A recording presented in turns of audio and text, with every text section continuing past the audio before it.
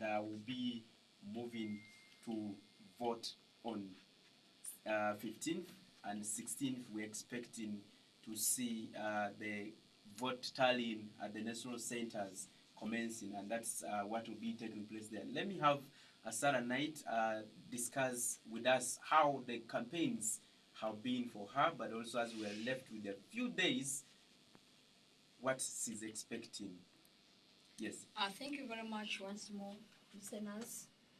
I appreciate my colleague candidate, Honorable Atima Jackson Lee, and our current MP, who is still in Parliament up to 31st May. I still have that respect for him because, as I've said, a leader is a leader.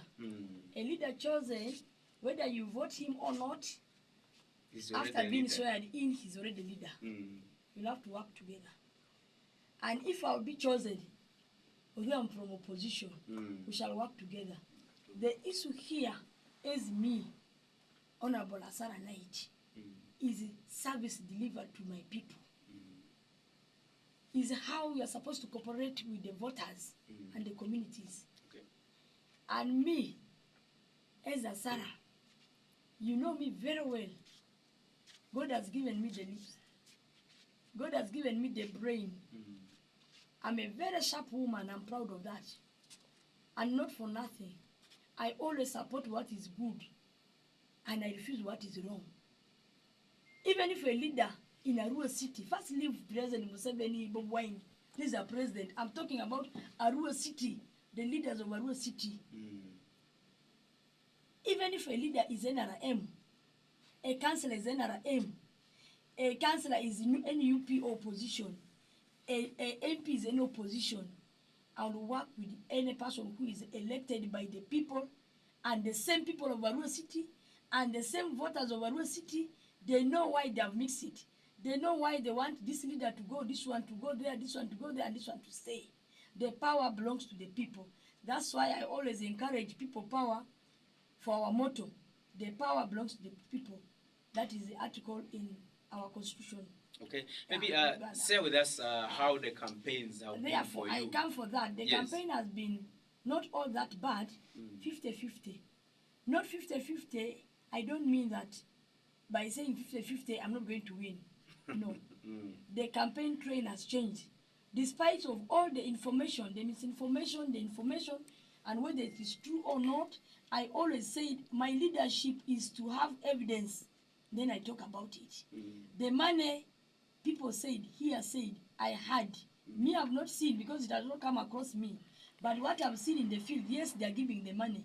But this one big in the houses, I don't know anything about it. Therefore, I'll not talk about it. The campaign has been so well, 50-50. We as women candidates, we are cooperating. If there's any problem, we call ourselves. Unfortunately, the current woman MP, that's why I said we don't have woman MP in Parliament. The current woman MP does not cooperate with us. When there is something wrong in the field and we tell you, you come. Or if the Electoral Commission is inviting us, they don't come for those meetings. We found ourselves either three of us. You will not see the two.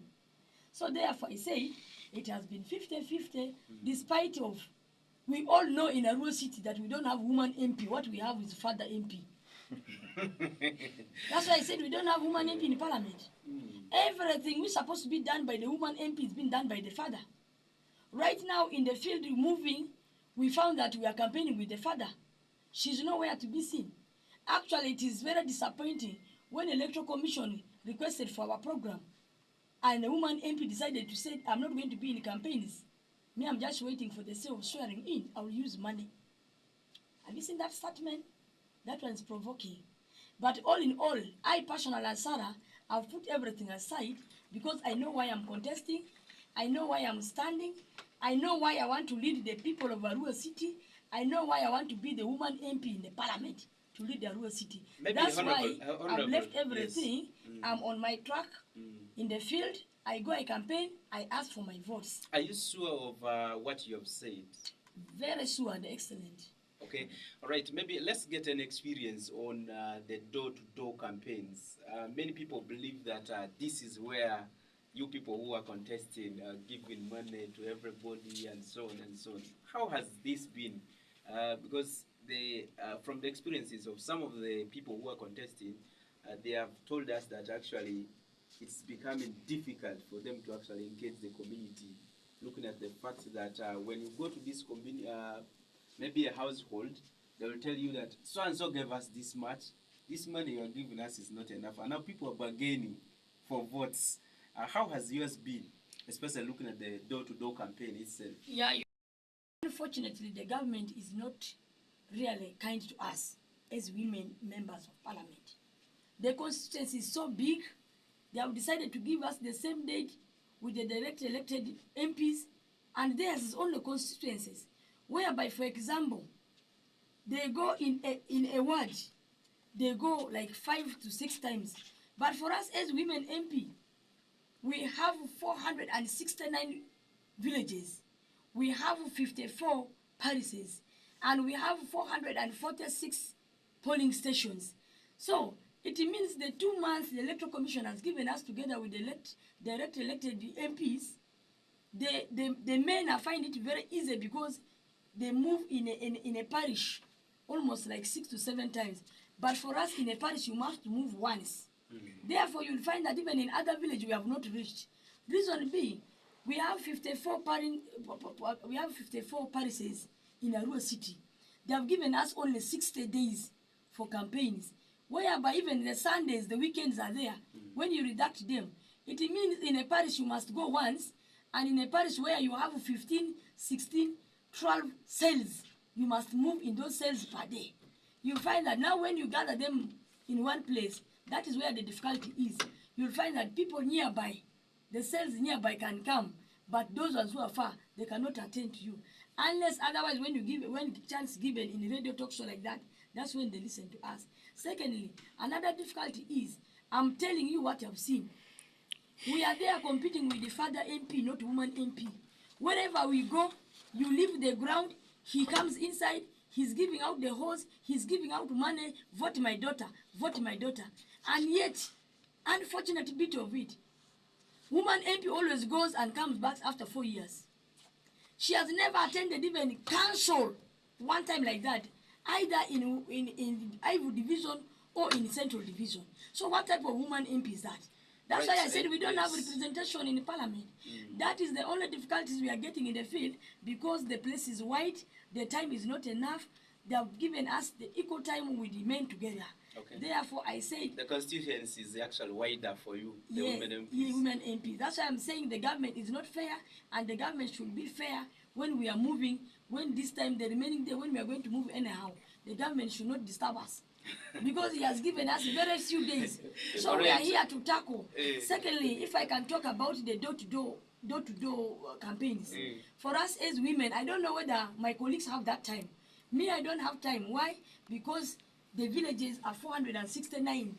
You cannot make a miracle of moving door to door unless you have agents. And these days, agents, for them, they are there to say money or no money. Sometimes they are even those trusted. But by the way, there are very people who are trusted. Some they don't think about money. Although money has come to disorganize the campaign of this country, but still, there are human beings who are citizens who are saying enough is enough. We can see whatever is there. For us, we can talk. Theirs is to see who is going to represent them, not now party. Okay. By the way, for your information, majority of Arua city people now, they have now taken up upon them to say we must look at who is going to represent our people. And among all those leaders who are in the parliament, currently who are in the parliament, who has been talking on the floor of parliament, people are also talking that. Okay. We are getting information. All right, and who is that who has been not talking? I'll get back to you later. By the Honorable Member of Parliament, the Arua Central Division, he said some of the opponents have been sent in goons to attack his camp and so on, these kind of things. Maybe have you registered any of those cases? But also, if you have not registered, what are those parameters you have set to ensure that these do not continue, especially when you first briefed them, but now you are still hearing some of this? Do you think there has been maybe attention paid to the instructions you people sent these people? Yes. Thank you, Governor. Maybe could I bring one or two, then he moves them at a go? Yeah, you have other concerns. Yeah. Right, you can. Thank you. Let me give you 1 minute. Thank you so much, moderator. Thank you, Afande, for allowing me to bring this.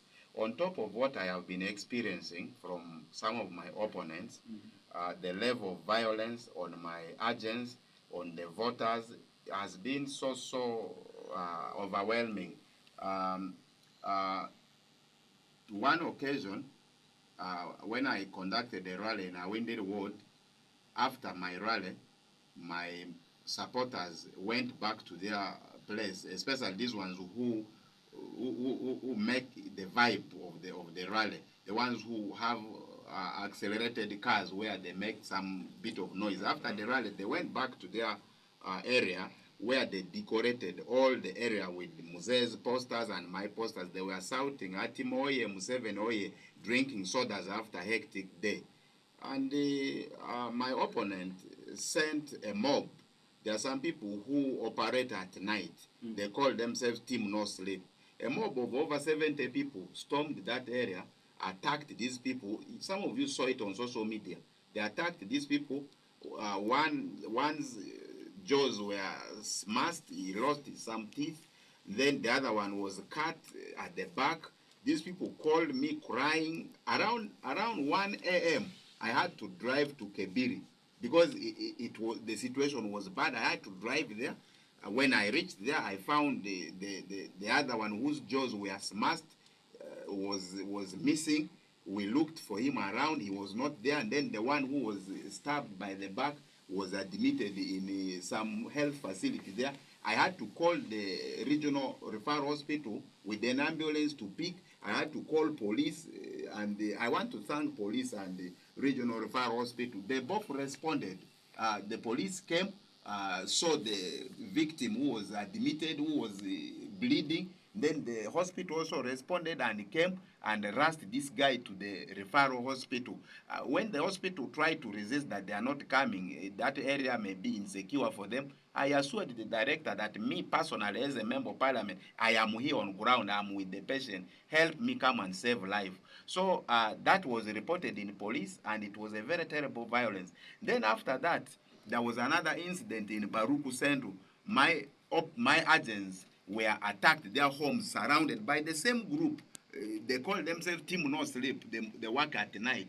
Now, they surrounded the home. This is a lady, a single mother. She rang me in the middle of the night that her house is surrounded. They have, immediately, I called the operations commander of police.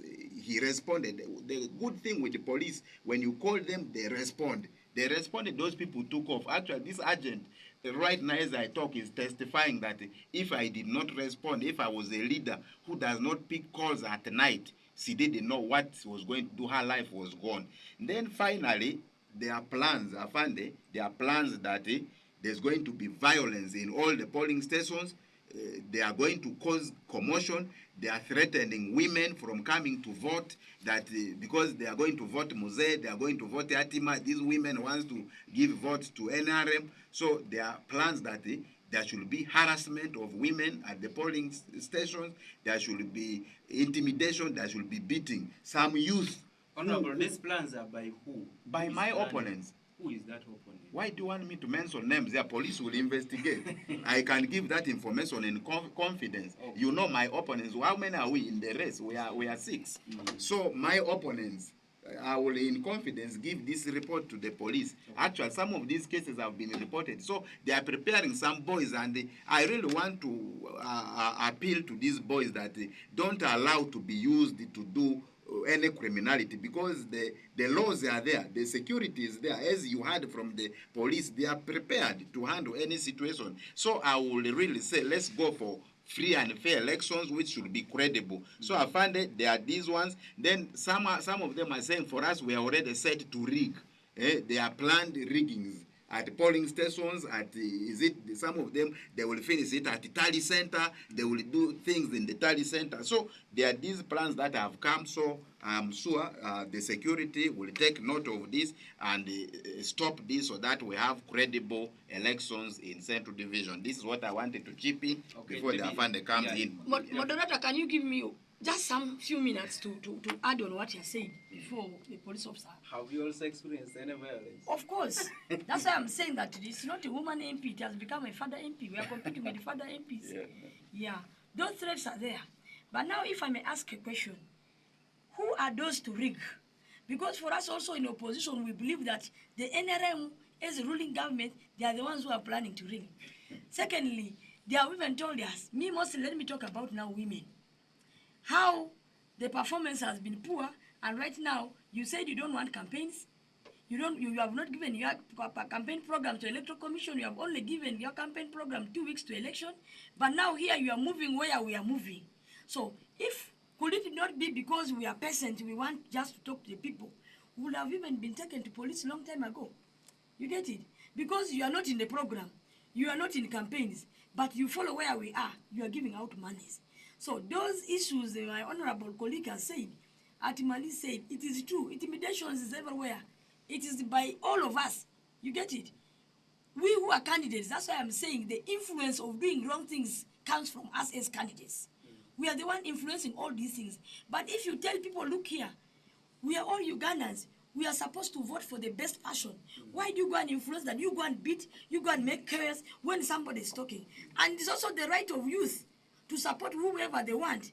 After elections, after campaigns, normally in the evenings, sometimes they go for their sodas, they go for their ngulis, they go for their beers, and they are happy of their campaigns. So I don't see the reason why a colleague or opponent camp goes and begin disturbing somebody who is there enjoying, or saying, Atima oye, Obindu oye, Muzaidi Kemisi oye, Debo oye.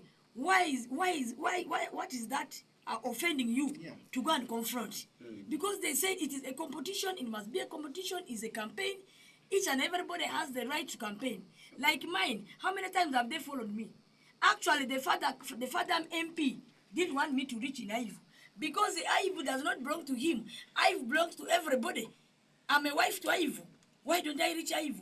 Because Aivu is in a city. This is what they call Arua city.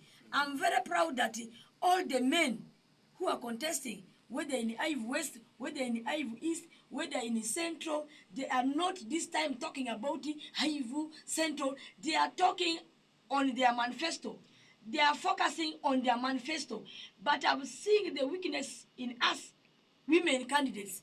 These are the things we are talking outside here. Right. But I'm very disappointed, but I'm very strong. I'm talking to the people as a daughter of West Nile, as a daughter of Arua City, as a woman MP candidate of Arua City. When I go there, I only not going to talk about women. I'm going to talk also about youth. Yes. Let me pause you.